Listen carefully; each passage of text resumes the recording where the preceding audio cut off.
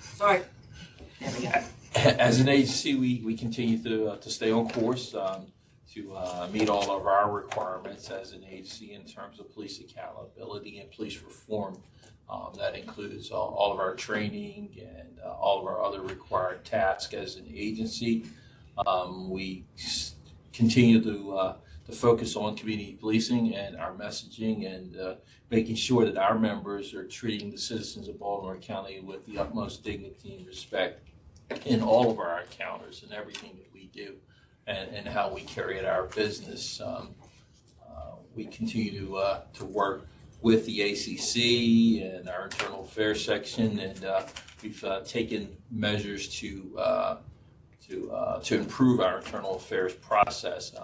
As many of you know, I've spoken in the past about the fact that we were aspiring to move our internal affairs section out of the public safety building, and that's coming to fruition in terms of we're moving to 305 Washington Avenue. They're going to be moving to the second floor there. That's going to give us more space, but it's also going to make us a lot more accessible and easier to get to for the public. So with that said, I'd like to turn it over to Major Matt Gorman. He could probably share some statistics. We have seen some increases in our workload, and we've taken some measures to deal with that, to include to add some additional personnel, that to include what we call police assistants. They're retired police officers who have investigative backgrounds that can supplement our investigative detectives and sergeants and corporals in that section to assist, many of which, including some that we have in the hiring process, have a background in internal affairs. So, Major. Yeah, Chief. So from the internal affairs division, we have two sections of complaints that things are basically triaged: the administrative aspects that are handled within the department, and then of course everything that touches the community, involves a member of the community, comes to the ACC. And so currently we have 104 open cases that have the community aspect to them, and they are spread out, if you will, throughout the year, through the calendar, as far as in statute of limitations. And we work very hard to make sure that we're meeting the deadlines there, that the ACC can then review that case and have time to send back for further questions or more information for additional investigation if needed, so that we can still meet the deadline by having the case. And to date, we've been successful with that. And Henry and I speak regularly on those terms.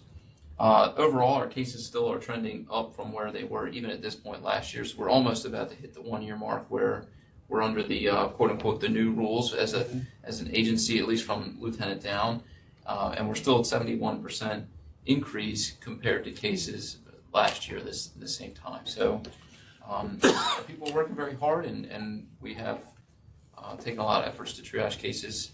Certainly, there are some that are need to be handled right away, and then we certainly keep our other eye on the calendar to make sure we get those in. And obviously, the working relationship with the ACC needs regular communication, and as I indicated, speak regularly with Henry, and my staff does as well as far as sending cases over, and I think month by month we refine the process a little bit further and a little bit more streamlined so that both partners in this endeavor can continue to work together. So certainly if there's any questions, as appropriate, I'll take those, but that's where we are. Any questions? What do you think the reason for the increase in complaints is? Do you think the community is receiving the new process as? So I think because the department now funnels all complaints to internal affairs. The 10 precincts, patrol precincts, is where the majority of the contact will happen.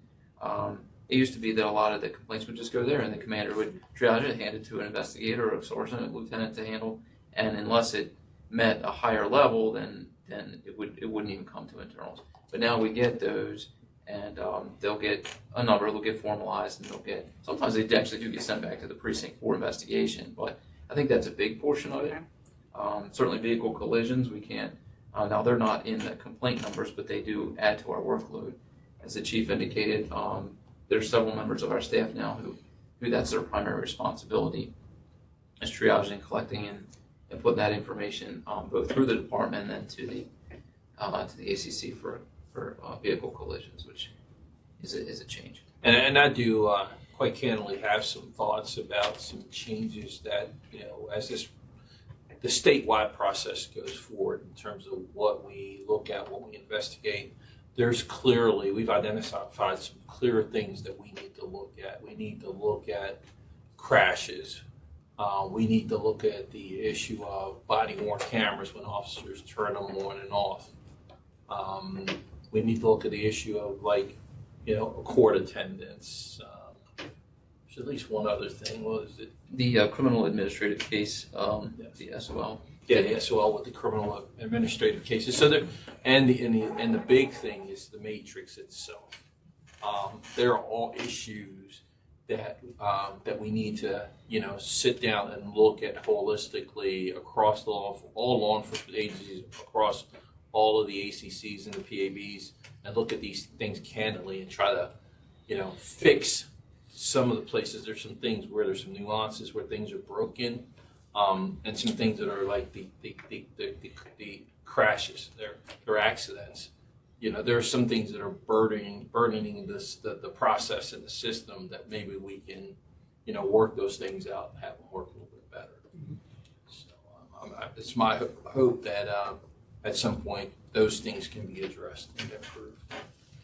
Do we have any idea how our 71% increase compares to the other jurisdictions? I can only empirically think because of the, and this is only my guess, is that they're probably seeing similar because you're now taking informal processes that were part of the formal process and you're pushing everything into one centralized location where it's handled and that everybody's experiencing that because it's mandated. Mm-hmm. How does it affect your SOPs? It really doesn't affect our SOPs. It affects the efficiency of the organization. I can see, having been around a long time, I can see where in some organizations that may have been a problem or a broken link in terms of documenting things. I can tell you historically in our agency that we had processes in place to make sure that we were already documenting those things that were being handled in the precinct were being documented. They were being funneled. We had I worked internal affairs for 8.5 years of my career, so it was what I did. And those processes were in place. But also, from my experience of looking at across all of law enforcement, quite candidly, things were being dropped at that level, hence creating the process that we currently have. So I could see it burdening the system right now. But that's why I say that we need at some point to look at things, reevaluate things, and make some adjustment and some improvements in the system to kind of account for that. Thank you. Does your data reflect that the uptick is taking place in a certain precinct or certain precincts of others and or in certain categories? I looked at our fourth quarter report, and the places where they're occurring are the same precincts where we've always seen the same. The data across the board has consistently stayed the same in terms of looking at that graph, that fourth quarter report that you guys sent me. The data is pretty much similar to what it's always been. It's always been western precincts and eastern precincts, but also all of that corresponds with how busy those precincts and the type of problems that they do. So, you're talking precinct 1, 2, precinct 11 and 12, and Towson from time to time can be very busy also, but it's the volumes of calls, the types of calls that those precincts handle in comparison to the other precincts. And the types of calls and the amount of force that's sometimes required to be used because of the types of things that they're handling. So while the numbers are up, the use of force is pretty much the same and similar to the trend and pattern that it's always been. This is a process question. For the MVCs, all of those go to internal affairs, or just the ones that happen in the course of a response? So the department has a process for handling departmental accidents, whether they are a true collision or just body damage on a vehicle. It all goes to a committee who then looks through it, and if in totality, if it's discovered that the collision or the damage to the vehicle is preventable and at fault for the officer, then it's considered misconduct by the new matrix, and so and involves a member of the public. Then it would come to the ACC. If it doesn't matter, involve a member of the public, two police cars hit each other or something, then those would stay on the administrative side. So there's quite a few, 500-600 a year. I'm sure. Well, when you consider, so the thing is, in our old matrix, we always had considerations for how long an officer went without having a crash, and you also had to consider how many thousands of miles. You know, we drive for like 8 hours a day. Most people don't even like to drive for 8 hours anywhere to go across the country. If you keep that in mind, and you know, it's nothing for me to drive. If I go on vacation, it's nothing for me to drive 13 hours because I've driven 8 hours of my life for my entire life. So, you know, for somebody to say, "Oh, I don't want to drive to Myrtle Beach," and I'm like, "Okay, Myrtle Beach is 8 hours away, so it's a work day." So you have to take in consideration the number of miles that these officers, and once again, they're crashes, but they're accidents. So nobody crashes into anything intentionally. You know, so, you know, if it's one thing to have an employee who's a habitual person who is crashing and damaging cars, but for somebody to have one crash every 30,000 or 40,000 miles, and it's really minor, you know, Makes sense. you know, you talk about for risk, you know, probability, these things are going to happen. Is that something that we really need to, you know, really deep dive or burden the system with, or is that something that we have a process in place? Is there a way to kind of follow those things in, or unless there's a real like serious problem with it, or this person's habitual problem, then maybe those people need to be forwarded to the ACC. But outside of that, is that something that we really need discipline? Yeah, we're very cognizant of the fact that individuals in our agency do not want to be disciplined. And I say that half jokingly, but like a written reprimand or a counseling, while they're very low in the scale, they're very much conceived within our culture as being a big negative. And there are times where people, yes, I did that. I'll take whatever punishment is due me. But for the run of the mill, those are the sort of things that definitely we feel pushback on in terms of morale or understanding within our own culture. So to the chief's point, in that when they're clearly accidents, that's definitely been a hurdle that we've been looking to overcome. I'm just curious, you use the term punishment. Is that a cultural term, or is it more like progressive discipline? So we would see them as one in the same. Yeah, and progressive discipline occurs when there's multiple infractions of the same thing. So the discipline is just what's required. So, you know, if you have one accident and you had that accident once every 5 years, at one point, you know, it was something just looked upon as it was the cost of doing business, and you know, as long as there wasn't any egregious factors, it wasn't looked at as being something that you discipline somebody for. Under the current system, where we have it now, is that you're simply doing your job, and you have one accident every 5 years. Now you're being disciplined. That's going on your discipline record, Got it. and that's being revealed to the public as being disciplined. When you're disciplining me for something that I'm just simply doing my job, and it was an accident, it wasn't something I intended. In order to be disciplined for and held accountable for something, you have to knowingly, intentionally have an action, and that you did it intentional. Just to clarify, it would be discipline if the ACC agrees that it's misconduct. Well, essentially giving them discipline for an accident Well, It's if saying it that. comes to the ACC, they don't necessarily always agree that there's charges. So if it's So no true. charges, there would be no discipline. That's right. So if upon the matrix, the employee was found at fault and preventable, and it came to the ACC, and the ACC, for whatever reason, determined that they were not going to apply discipline, the case would still, the merits of the accident still stand as they are, but the employee does not receive discipline Okay. for that. That's right. But the likelihood of that happening, And it's happening. It's happened quite a few times. Yeah. but I am familiar with a recent case where somebody was disciplined for a case that, in my eyes, in my 39 years in law enforcement, was the first time I've ever seen somebody disciplined for. So, But- and I will totally disagree with it. Okay. But does the need to retrain versus to do corrective action still serve as discipline?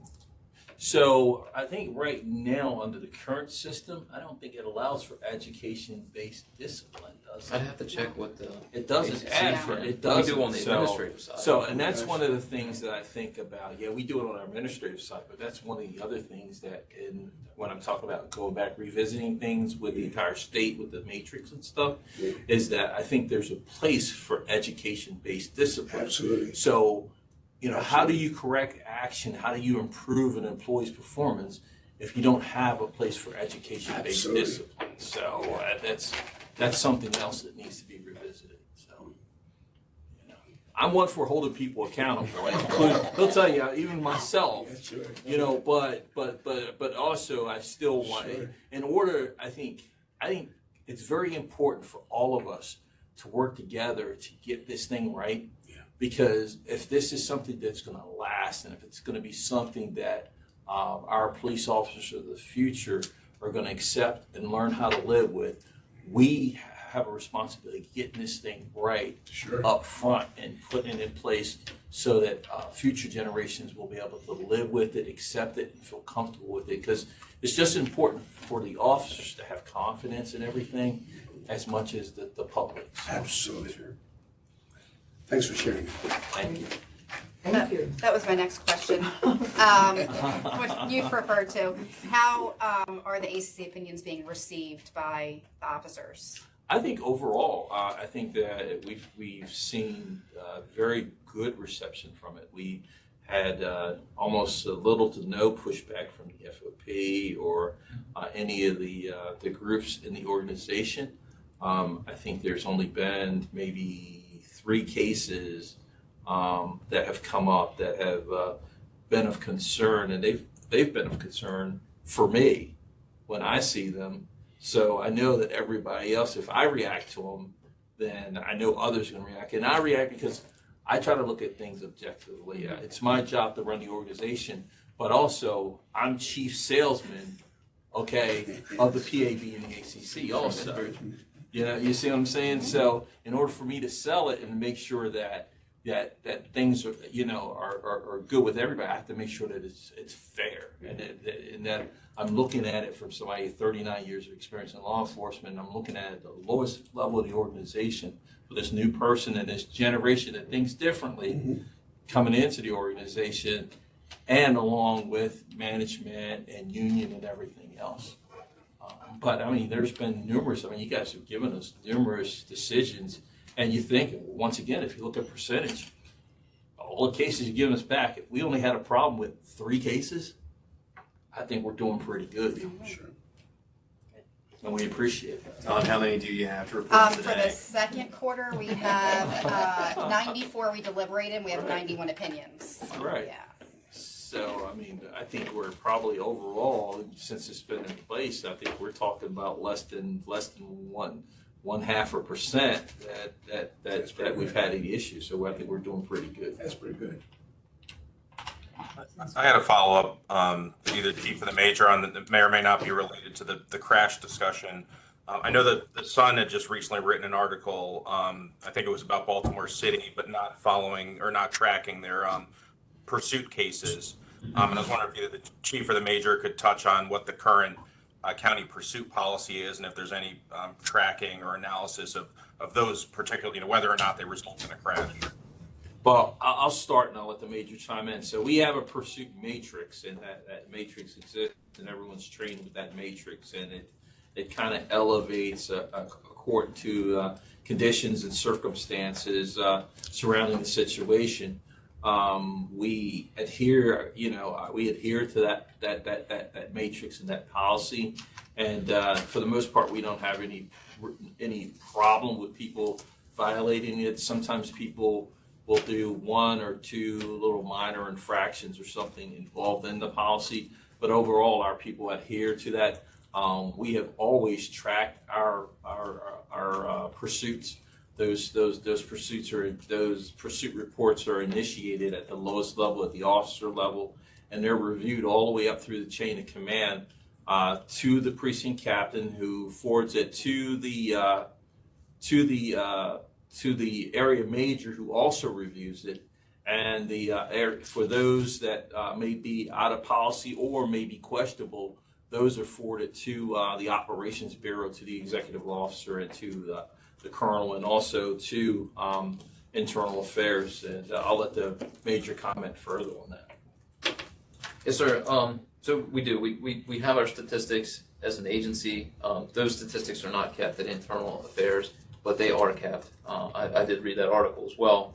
And so if someone were to ask for those, I don't have them in front of me, but the agency can produce them on demand. Yeah, we have those at our operations bureau. We've always kept those. I've been an area major in the operations colonel. Matter of fact, I'll be very candid with you. That's actually one of my little pet peeve areas. So the area majors know, and I've shared with them, that if there's one thing that I'm going to go check on them about, is I can tell whether they're doing their job by simply going and checking their pursuits. Because if there's a stopping point or a glitch in the system, it's usually going to be at the captain's level, but more so at the major's level, because these area majors get 5 precincts, and they have to review these reports. So it's important that these reports get reviewed and sent forward. So. I would only add that we average about 100 pursuits, 90 to 100 a year as an agency, and there is a good component to education-based on the follow-up. So whether it's just a policy review, all the way up to returning to the academy, to the driving instructors, course on pursuit driving, a lot of that does occur in that review of the event. So. And I would say, as chief of police, I would never encourage a culture of policing where we did not pursue bad guys. You don't want to, places where they've chosen not to have, where they choose not to have a pursuit policy, it becomes an invitation to criminals to come into your jurisdiction and to do anything they want, because they know the police won't do anything about it and that we won't pursue. We've been successful in terms of, when you just look in the region, deterring carjackings. When you look at the number of carjackings that occur in Baltimore County, I go on the wood, and right now we experience a lot less carjackings than, say, a Baltimore City or even a PG County. And I like to believe that's because of our pursuit policy. And that goes for any other crime that may occur. Our officers have to be able to do their job. They have to be able to pursue criminals, because all that happens is if you allow a criminal to offend and you allow them to get away, they commit more crimes. And our officers are educated and well trained, and they know when the risk rises too high versus the reward. And they know when to call off. And our supervisors and our officers, everyone has the ability in the process that when things become too dangerous, the risk is too high, to actually call off the pursuit, or at least to pursue and to allow other assets like our helicopter, or to back off the pursuit and just to at least let the person go, and we can actually surveil them until we get to a point or find other ways to take them off. Any more questions? I just have an aside for the chief. It's on the subject of pursuits also. The April 8th crash on the Beltway after that pursuit. Obviously not an ideal outcome, but watching that video, it wasn't for lack of trying. Yes. So, Well, and the thing those is, guys definitely deserve whatever. those officers at the time were pursuing an auto thief, and we suspected he was probably also involved in drug dealing at the time. They were pursuing him at the time because, if you watch the video from the beginning, he was able to, they were actually trying to take him off at the hotel. They were trying to prevent it from even be going mobile. He eluded the officers, and it became a pursuit. And immediately upon them going, when they got to Liberty Road and he drove straight across, they immediately recognized that he was going one way up the wrong way up the ramp, and they immediately called off the I think pursuit. you're talking about the response at the vehicle. Just the rescue efforts. Oh, at the yeah, vehicle actually, for yeah, those I guys, was gonna get to that, the yeah. vehicle on fire. And, Oh, yeah, you consider the danger in which the officers put themselves in, So and the dedication they had to protect the victim, who was even deceased at the time, but they still stood there and tried to do their very No, best to it's- rescue her. So, impressive. and I was out there that night very shortly after it happened, and it affected those officers there at the scene. Sure. Well, thanks everyone for your great questions, and Chief, thank you, and sir, thank you so much. Thank you. As always, appreciate your candidness and informative meetings with us and keeping us abreast of what's going on, and we appreciate it. That's we're trying to build trust, right? Yes, that's right. Awesome. You have to have candor. That's Thank you for having us. Absolutely. Appreciate it. Thank you. And just be it known that we pray for you. We appreciate that. We need that.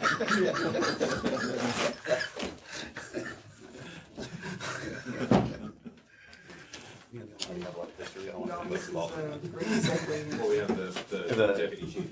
You think I'm more important than the deputy chief? I'm happy to talk. Because he's done that. Ah, he's hiding. Patient. Do you wanna come on up? for his- Yeah. I skipped right. That's all right. Thank you again. Thank you.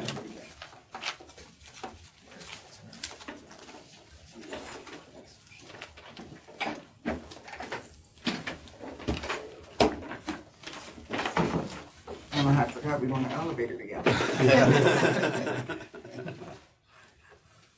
Good afternoon, Chief Deputy Black, on behalf of Sheriff Fisher and the Baltimore County Sheriff's Office. Don't have much information to provide. Obviously, I went into last meeting, what our mandated duties are. And as a result, we have significantly less confrontational interactions with the general public, which therefore leads to less complaints. We do assist the police on a regular basis and will engage in some proactive enforcement, but based on staffing levels, we're kind of just barely maintaining our mandated functions. So again, because we're not engaging in proactive enforcement, which again leads itself to a higher level of complaints, we don't have any open internal affairs complaints at all right now. We were referred, our sergeant, in charge of our professional standards, was contacted by the PAB regarding an incident that occurred, an eviction. However, after a preliminary investigation, it was discovered that it's occurred at the district court level. So it would have been a constable who's in charge of that. In Baltimore County, unlike some other neighboring jurisdictions, we do not have, we're not charged at the district court. So that also leads to a lower amount of confrontational incidents because we don't have landlord-tenant disputes. We don't, typically engage in those either. So, we did contact, let them know, and provided them contact information for someone at the district court, and that's it. Any questions?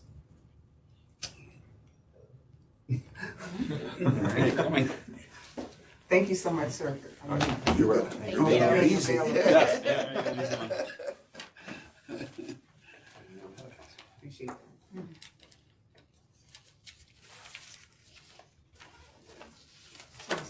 All right. All right, so for the second quarter of 2024, the Administrative Charging Committee met 4 times, April 5th, April 12th, May 3rd, and June 7th. We reviewed and deliberated 94 cases. We rendered 91 opinions, and 3 additional opinions are deferred pending information we've requested from Internal Affairs. So those will be in the third quarter, those 3. Of our 91 cases, all have been Baltimore County Police Department officers. Of the 91, there are 15 use of force cases for this reporting cycle. This will be in the minutes, just to. Yeah, so this is a long list, so bear with me. 15 departmental accidents, 11 officers were charged, 4 officers were not charged. 1 complaint of unlawful arrest and failure to ID self, that officer was charged. 3 complaints for failure to address a call for service, violation of body-worn camera policy, failure to complete an incident report. 3 were not charged for failure to address call for service and body-worn camera violation, and 3 were charged for failure to complete an incident report. 1 complaint for false issuance of a traffic warning, racial discrimination, improperly questioning a juvenile, and excessive use of force, not charged. 1 complaint for rude and discourteous conduct, violation of body-worn camera policy, and failure to write report, not charged. 2 complaints for rude and discourteous conduct and body-worn camera policy violation. Those complaints, 2 were not charged for rude and discourteous conduct. 1 was charged for a body-worn camera violation. 1 was not charged for a body-worn camera violation. 1 complaint for rude and discourteous conduct and unnecessary use of force, not charged. 1 complaint of harassment, not charged. 1 complaint of sexual assault, not charged. 1 complaint for improperly issuing criminal charges, not charged. 1 complaint for improperly requesting ID from a citizen, not charged. 1 complaint for failure to properly investigate a complaint against a citizen, not charged. 3 complaints for failure to fully investigate an incident, all 3 were not charged. 1 complaint for rude and discourteous conduct, issuing unnecessary traffic warnings and citations, and requesting excessive backup, not charged. 1 complaint for rude and discourteous conduct, failure to ID self, and giving unlawful orders, not charged. 1 complaint for violating a no contact order, not charged. 1 complaint for excessive use of force and making a false statement in charging documents, not charged. 1 complaint for failure to investigate a call for service, not charged. 1 complaint for rude and discourteous behavior and recording without consent, not charged. 1 complaint for rude and discourteous behavior and exhibiting bias, not charged. 2 complaints for racial bias and harassment, both were not charged. 4 complaints for unnecessary use of force, all 4 were not charged. 3 complaints for excessive use of force, 3 were not charged. 1 complaint for harassment and assault, not charged. 1 complaint for failure to communicate in a timely fashion, not charged. 1 complaint for failure to obey traffic laws resulting in the death of an animal, charged. 2 complaints for rude and unprofessional conduct and racial bias, 2 not charged. 1 complaint for an unlawful traffic stop, unlawful seizure of vehicle plates, including false information on traffic citations, not charged. 1 complaint for refusal to accept a complaint against another Baltimore County Police Department law enforcement officer and failure to provide a departmental form, not charged. 3 complaints for mistreatment and use of foul language, 3 were not charged. 1 complaint for inappropriate behavior, not charged. 1 complaint for rude and discourteous conduct and racial bias, not charged. 1 complaint for failure to conduct an investigation, charged. 1 complaint for unfair treatment, failure to follow up on a call for service, and failure to write an incident report. That complaint, the officer was not charged for unfair treatment and failure to follow up on a call for service, and that officer was charged for failure to write an incident report. 1 complaint for rude, discourteous, and unprofessional conduct and failure to accept a complaint against another Baltimore County Police Department law enforcement officer, not charged. 1 complaint for use of brutal force, not charged. 4 complaints of damage to personal property, all 4 were not charged. 1 complaint for making inappropriate comments, not charged. 1 complaint of rude and discourteous behavior and lying about a search warrant, not charged. 1 complaint for rude and discourteous behavior and damage to personal property, excuse me, not charged. 2 complaints for unlawful entry and improper threat to arrest, 2 not charged. 1 complaint of racial profiling and issuing fraudulent citations, not charged. 1 complaint for failure to write a report and failure to conduct a proper investigation. That officer was charged for both of those. 1 complaint of body-worn camera policy violation. That officer was charged. 1 complaint for failure to take necessary police action, failure to recover evidence, violating investigation procedures, and failure to write a report. The officer was charged for all 4. 1 complaint for associating with persons of questionable character and leaving duty assignment without permission, not charged. 1 complaint for racial profiling and harassment and action causing a citizen to fear for their life, not charged. 1 complaint for failure to resolve a call for service, not charged. 2 complaints for excessive use of force and racial disparity, both were not charged. 1 complaint for unnecessary use of force and failure to provide medical care, not charged. 1 complaint for speeding in a patrol vehicle without the use of lights and sirens and running a red light, not charged. And 7 complaints for rude and discourteous conduct, and all 7 were not charged. Does anybody have questions about our meeting dates or all of those opinions that would not violate any confidential information? Would you go through that again? I will email you a copy of that. I'm surprised you didn't take a sip though. I almost did. Our next meeting is July 12th. I will note that all 5 board members and Henry attended an in-service training for ACC members in Sykesville on May 29th. We got a lot of good information, and we learned we are ahead of some other jurisdictions in our procedures and how we're operating, so we were really proud of that. And just for reference, I did this with the last, with the June cases because I was curious myself as I was sitting at my dining room table for the umpteenth hour watching videos. In June, we rendered 29 opinions, and in those 29, this is approximate, I rounded up and down, we reviewed 57.5 hours of body-worn camera footage. So, you know, a lot of us have full-time jobs, families, you know, community stuff. So in a month, it's nearly 60 hours in addition to reading the reports and supporting documents, and a lot of times rewatching footage. So it's a lot, it's comprehensive, and I'm proud of the work we're doing. It's quite demanding the volume. Yeah. And it doesn't count the usually 3 to 4 hour meeting. That Wow. is correct. Thank you. Yeah, the meeting. So does anybody have any questions about anything? Thank you. Is there enough, any kind of trends in what's been just charged? I don't know if there's enough there to say there's a trend. I don't have enough for a Right. trend. I will say, as the member sitting on both, I wish we could give more statistics on the complaints to be able to give valuable feedback to the PAB. I know the police department with BC Stat has their own statistics of like demographics, so, you know, gender, race, things like that. We, at this point, aren't able to release that much. I think it would be valuable if we could, but at this point, we're not allowed to.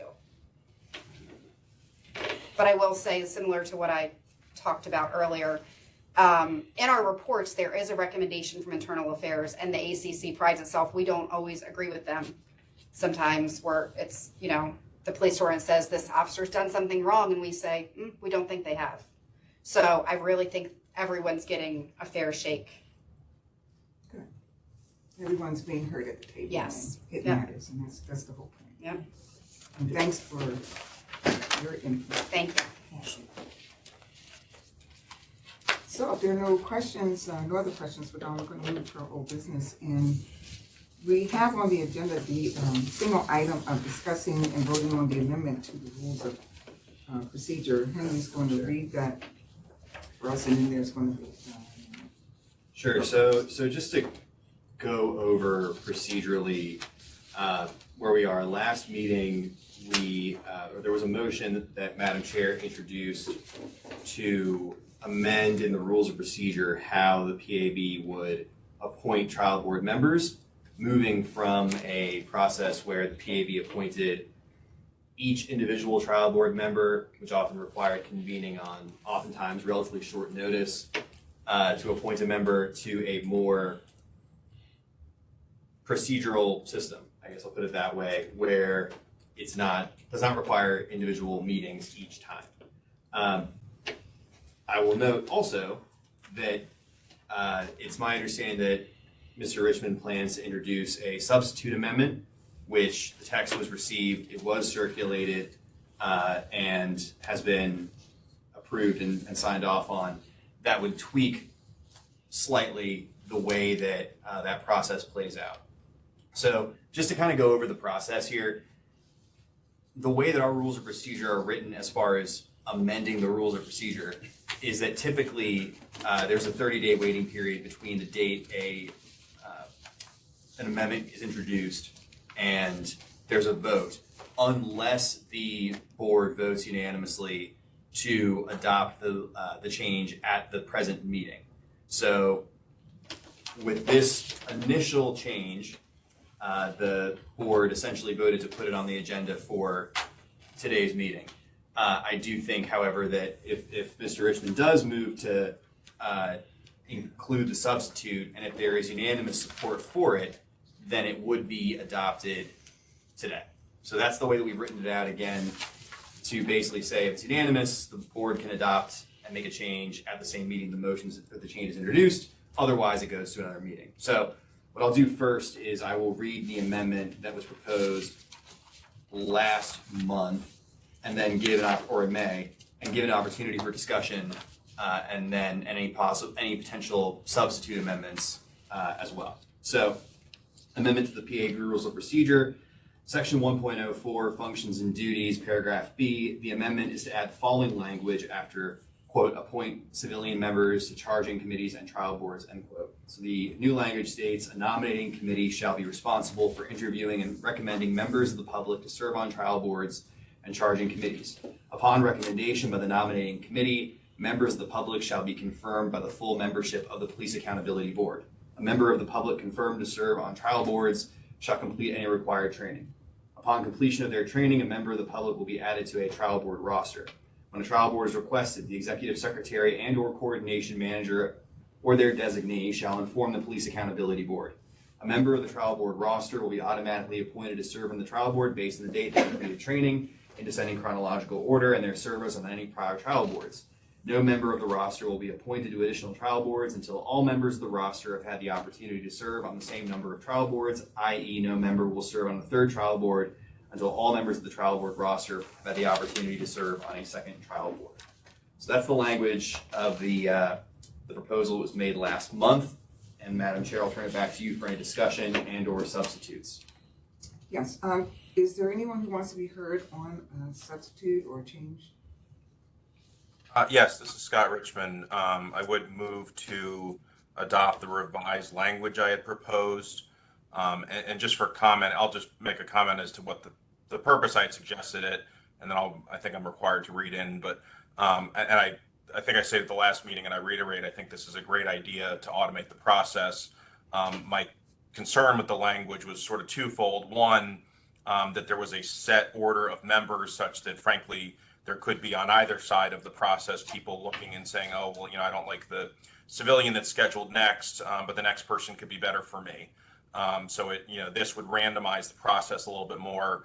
And then I also, while I like the idea that, someone that's just joined as a civilian member gets an opportunity to be on the board, the requirement that they have the same number as someone else, if we get to the point where the current roster, let's say, for example, each person has 5 boards they've already done, a new member would essentially be required to serve all 5 boards before, the old panel could participate. And I think that, again, creates an opportunity for, quote unquote, gaming the system.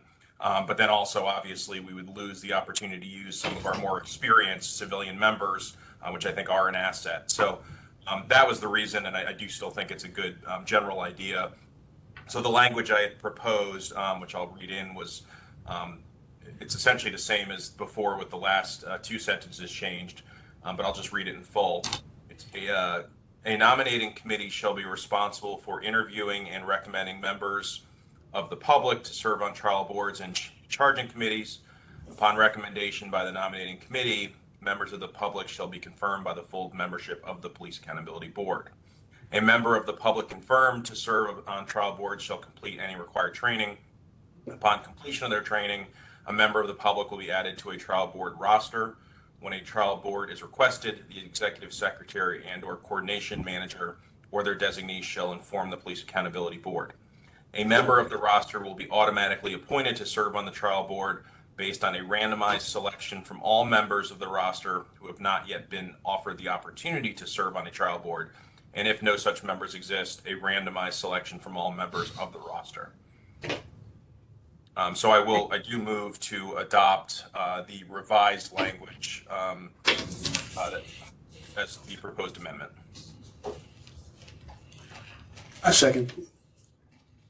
Thank you. It's been properly moved and seconded that the substitute amendment to the PAB rules of procedure be adopted as so amended. Are there any further questions? Next one. Should there be a provision about that a member wouldn't serve on however many consecutive trial boards?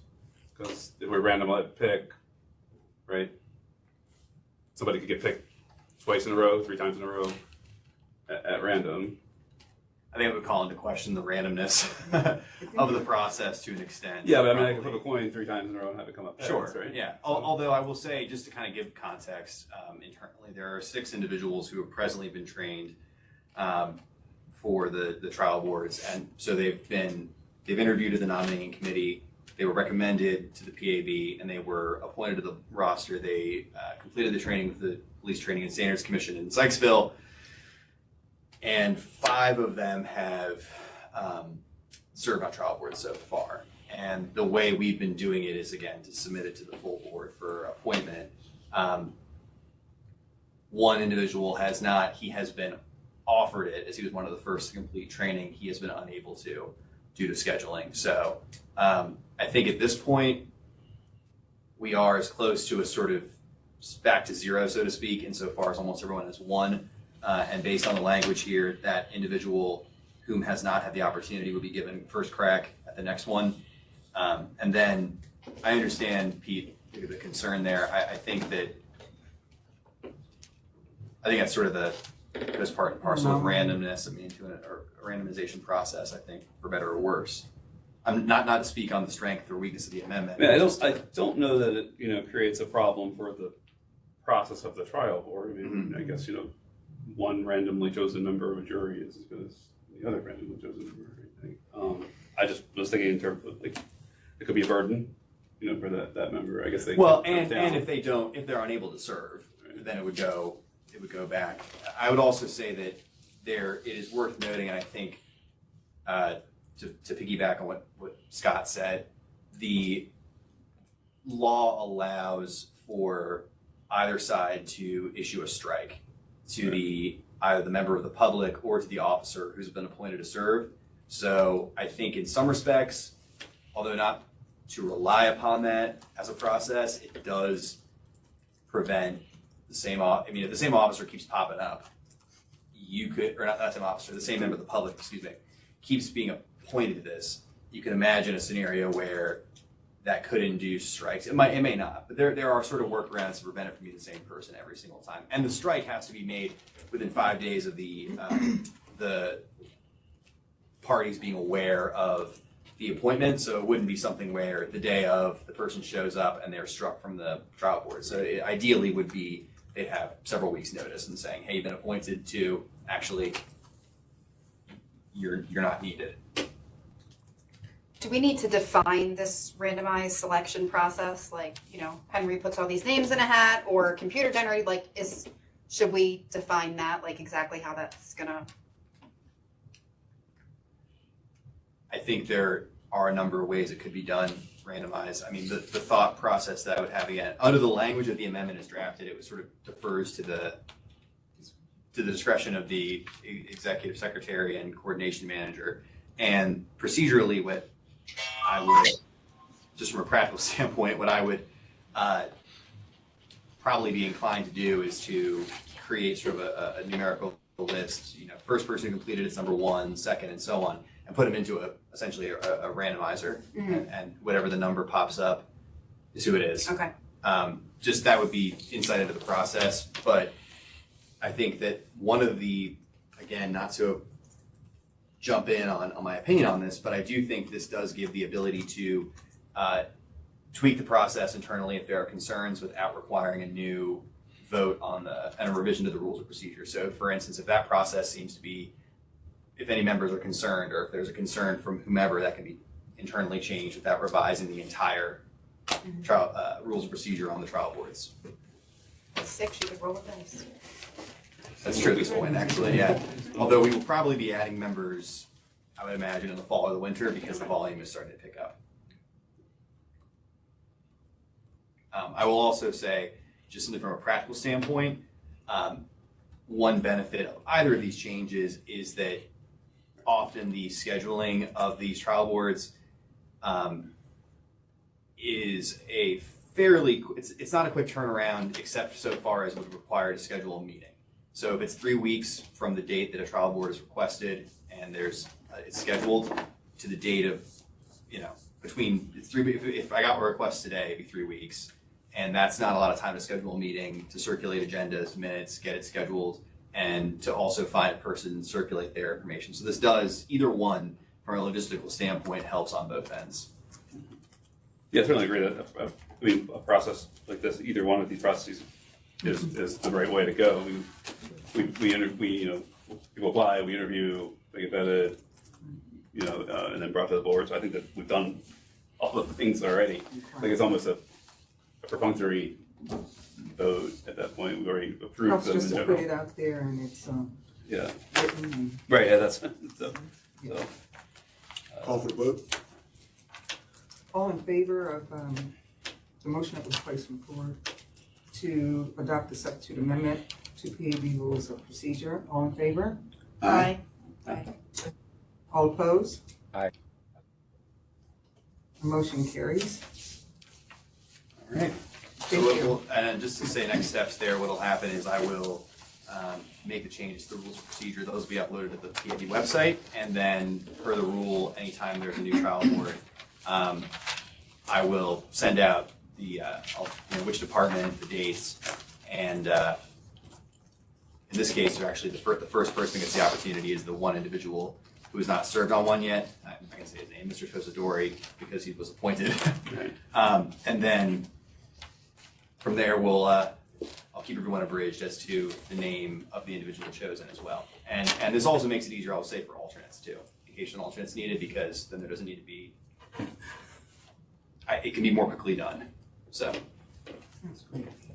Thank you. Thank you for your work on the Henry and Scott. You have any? Before we move to public comment, we did want to, Sam, if you want to. Sure, it's old business.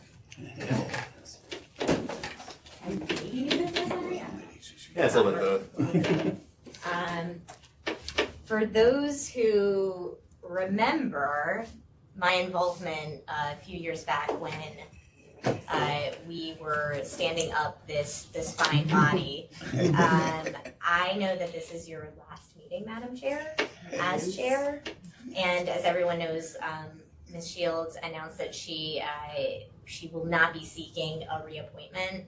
And if you remember, the PAB was initially set up for staggered terms, so Yes. 3 served 1, 3 served 2, 3 served 3, and Linda's in that second, in the 2-year bucket, the 2-year club.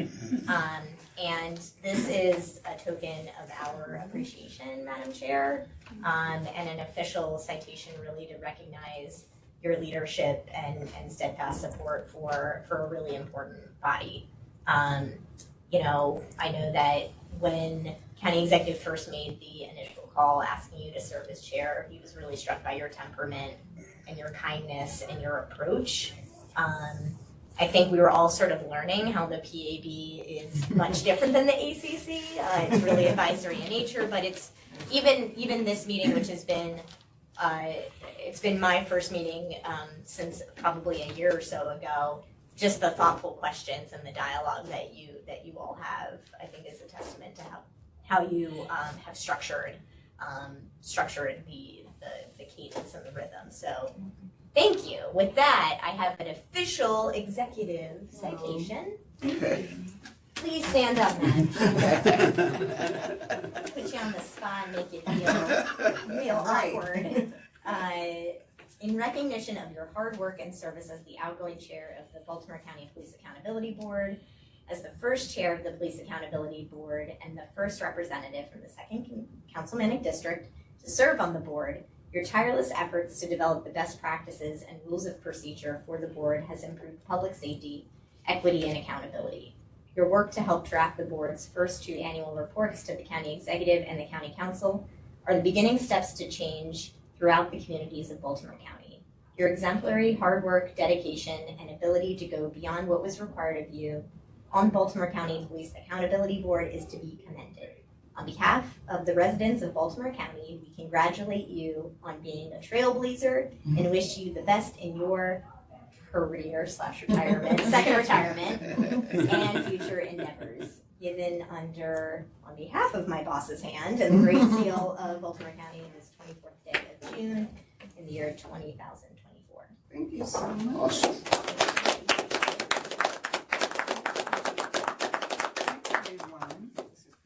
And then maybe I can get like a group picture with everyone? Sure, yes. Yeah. Sorry Our to, group picture today. and then we can splice you guys in online. We can maybe Photoshop. Yeah. Get you around. Do we want to wait till after the meeting to do our picture? Or- Do we want to Oh, yeah. adjourn first? Oh, sure. Oh, we can do, yeah, we still have public comment also. Yeah. So, yeah, Yeah, we can. that's true. You wanna adjourn? Yeah. Are you leaving now? Are you- No, I can say Yeah. something, yeah. Okay. I know, we kind of jumped Sorry. in there. Yeah. No, that's okay. Yeah. Wanted to, Efficient, I like it. Thank yeah, I you. wanted to make sure that, Thanks, Okay. Larry. no problem. I'm gonna share my screen for the timer. For those, Kelly, is there anybody in public comment? Yes. Okay. Bianca would like to speak. Okay. I'm gonna unmute her. Yeah, just let me know if she unmuted at all. She's unmuted. Okay. Everyone, can you hear me clearly? Yes. Yes. I missed the last meeting and the one before that, but I just wanted to comment on some few things from one of the ACC meetings. I believe it was May. But the question came up on why the officers are asked, can they recall? And I thought that was a really great question because as I recall, in the police academy, they're actually taught to say they don't recall so you can avoid a perjury charge. If you're charged with perjury as an officer, you cannot testify in court. You'd be placed on the do not call list. So that is very strategic. And as Major Gorman said, it is culturally based because if you're placed on a do not call list and you can't testify, what good are you as an officer? Moving forward, one of the things that came up was the punishment for not providing name and ID. And I know someone who experienced the same thing on a traffic stop. 5 officers show up, 2 did not provide their name and ID, which is against public policy, the policy of the police department. And I don't know where that case stands, but I think it's important to note that just recently on, I believe it was March 4th, 2024, a man was charged with impersonating a police officer. So you can go purchase a full uniform online. Most of the officers order their vest through a third-party vendor. Sometimes even their pants, handcuffs can be purchased pretty much anywhere with or without ID. So I think it's important, if I could go on Bed Bath & Beyond and see the associate's name, why would an officer not want to provide their name as a public servant? One of the things that I was taken back by the comment from Major Gorman was the habitual complainers. On one end, he notes that they're habitual complainers and everyone seemed to laugh. And, I myself wondered if I was on the list, and I even called him, but he didn't return my call. But how can you say they're habitual complainers when these situations are taking place and much of them have to do with policy? Is the policy clear enough to charge the officer? If you can say that it sits on its merits, how can you identify somebody as a habitual complainer? If his daughter, let's say, was raped and then he later finds out that she's very promiscuous, does that take away from the fact that she was raped? So to call somebody a habitual complainer and these situations are actually happening, that was a little disheartening. You know, I think that it's important for us to realize that, of course, the officers don't want to get in trouble, but the reason the ACC is here is because the police were investigating themselves and internal affairs were investigating, and now the ACC is involved. You know, I think it's important that we not become jaded based on the person who's making a complaint. You know, that's not right, because these things are happening. I also wanted to notate, if we can extend the public comment time, can we make an amendment for that? I can't seem to keep it under 3 minutes. Certainly could be considered. Mr. Henry, Yes, ma'am. did you hear my request for an amendment for the public comment time? I did. That I'm not in a position to offer amendments as a member of the administrative staff. Can we notate that for the next PAB meeting? If a member wants to move, so they can. I would like to make a move for an amendment for the public comment time to be extended. She can't make a motion. But thank you. That is all at this time. Thank you, ma'am. Thank you. Thank you. And anyone else? Kelly? No. All right. Stop sharing. Okay. We can take a picture with everyone. I think. That's actually Oh, true. look at that. I think that Renee would be the center of it. Right. Renee, your face is coming up on the screen in front of you. Well, all right. Well, we'll go ahead and announce that the next meeting is scheduled for September 10th, 16th. 16th. That's She right. won't be here. She doesn't care what I date know it you is. don't. No, no, That's why she's Before we leaving I us to took my strike. glasses off. Before we talk about the But next meeting, yes, sir. may I just ask a question about the District 2 person? Vacancy. Vacancy, how we're doing on that? Yeah, so we, per statute, notified Chair Patoka, Councilman Patoka, about the vacancy, because Ms. Shields did a great job notifying us a few months Yes. back. So that process is still underway. We are encouraging him to actively recruit for it, and we have the ability, council members can provide recommendations of their appointees or nominees by a date certain. We have since passed that sort of date by which they send us recommendations. So we, the county executive's office, we're actively trying to recruit for D2 as well, and certainly we'll keep the council member informed. But yeah, if you have people out in the community who you think they would be a good fit, please encourage them to submit their application to the Granicus system. We'll set up interviews, much like we did for all of you, and it is subject to council confirmation, so go through that process as well. And if they have any questions like, how do I apply for this? They can, Yeah. you can loop me into an email with them or give them my contact info, and I'm happy to walk them through it, because I know it can sometimes be, if you're new to it, finicky. Since Ms. Shields lives in that area, you have any recommendations? I certainly will give a lot of thought. I will. Is there a call posted somewhere? Yeah, it's on the website, on the main PAB website. There's information that it's open. Yeah, there's a nice little header. Okay. Yeah. It's pretty visible. Oh, I put it in blue, so. I'm gonna go back and check how far the area, Mhm. it's pretty broad, so I'll make sure I get it. Mhm. Yeah. Certainly will do that. Oh, you want to say the chair? Yes. Yeah, okay. And the county executive has appointed a new chair starting July 1, Bishop Dennis.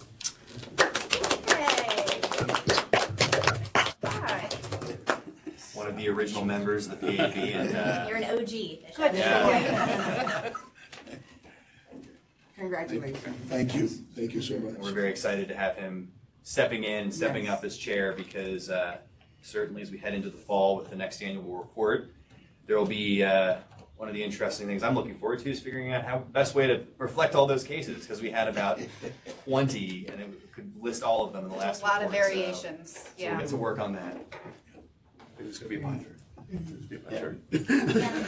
Yeah, that's some other counties do pie charts. I'm like, all right, let's get to work on that. So, all right, Madam Chair. So if I could, set a final note here, I'm gonna put my glasses on. I just wanted to give a final thank you to everyone. I wrote this down because I know I'd forget something, but it'd only be a minute. In October 2022, when I accepted this challenge from our county executive, I had no idea what was lying ahead of me, except I knew there was an opportunity to somehow bring together my life experiences, my experience with police work and police conduct and policy, my knowledge of the law, and citizens' concerns together so that we could work toward a better working relationship between police and our citizenry. I had hoped that this would be the result of my work here, and I hope that it has been, as you would evaluate it. And so I am leaving with mixed emotions. One, because I still want to be helpful in some way, and I'm sure that will happen, but also because I've met some wonderful people who I believe made all the difference in the world. I know made all the difference in the world. And I could not have made any of the strides that this group collectively has made without each one of you. This was a major undertaking, a newly created board, as we all knew, under recently passed statutes that had a lot of little, I don't know, inside missing parts and pieces, but to implement it and to make it work, it seems like we are on the right track. I'm excited and proud of this board and its many outstanding accomplishments and successes over these 2 years. And I believe the most profound and impactful ingredient to these successes have been the dedication and commitment of all of you and our administrators. Each person has brought his or her own skill sets, passion, and teamwork efforts to this board, and I thank you. Thanks to all of you for your public interest, and thanks to those in the public who showed an interest and showed up regularly and contributed regularly, becoming a part of our group. We thank the county members, the state and local stakeholders, and their counterparts for all they have done to bring success to this board and the work that we're doing. I've learned so much. So I thank those who began this journey with us, Samantha O'Neill, Rebecca Young, Lisa Morrison, and I can't thank Kelly LaValle for how she just stepped in and stepped up. She just made it a seamless transition and continued these meetings and everything in such a beautiful fashion. And last but certainly not least, to Henry. I call him Henry the Organizer Kelly, who held my hands and sometimes squeezed it, and navigating the administrative maze that we now can enjoy. As I stated, I'm certain this board will continue to answer the call for what the statute intended, to improve relations between the citizens and police, improve policing techniques, and fair and impartial oversight for the occasions where conduct needs to be corrected. We don't want to lose sight of those occasions where the conduct of our officers was good and deserves recognition. And so we want honest, fair policing and public enjoyment from all. I will give to those present and leave for those who are virtually present just a small thank you and a gift, a reminder that we did work together, and I hope we did good things. Thanks for everything, guys. Stay well, and God bless. I couldn't have done it without prayers, and thank God. I guess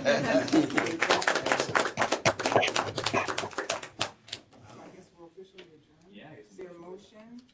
Motion to adjourn until our September 16th meeting at 12 o'clock in room 118. Is there a second? Second. Seconded.